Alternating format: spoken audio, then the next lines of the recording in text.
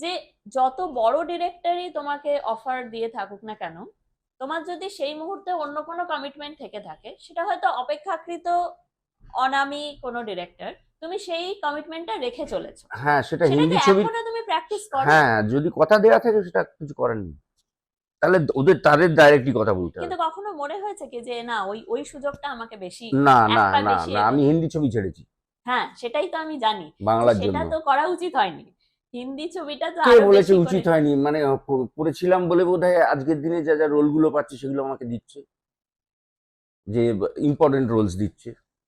হ্যাঁ, সেটা একটা, এটা একটা ইয়ে হতে তখন যদি পারে। সব ছবি ধরে ফেলতাম তাহলে কিন্তু আমার মনে হয় আমার মানে এই যে আলাদা করে যে একটা মেনশন হচ্ছে প্রত্যেকটা ছবিতে, সেটা হতো না। হুম হুম হুম। কারণ আমার অপশন ছিল, আমার বাংলায় অপশন ছিল, আমি নিশ্চয়ই। বাংলা কাজ করবো, ভালো ভালো কাজ করবো, ওদেরটা আমি এটা পছন্দ না হলে ডাইরেক্টলি কাউকে বলিনি যে করবো না। হুম। কিছু ছবি সত্যি বাংলায় কমিটমেন্ট ছিল বলে করিনি, কিছু সত্যি স্ক্রিপ্ট পড়ে শেষ করতে পারিনি, এত খারাপ ছিল। তো কাজে প্রত্যেককেই বলা হয়েছে ডেট নেই। আচ্ছা, এটা একটা টেকনিক। হ্যাঁ, কারণ আমার রণবীর কাপুর নিজে এই একই হ্যাঁ। প্রশ্ন করেছিল দাদা, প্রথম দিন যখন দেখা হয়েছে, যে দাদা জাগ্গা মানে জায়গা। কাহানির পরে জাগ্গা 4 বছরের হ্যাঁ। গ্যাপ, कोई ऑफर नहीं मिला, ये तो हो नहीं सकता।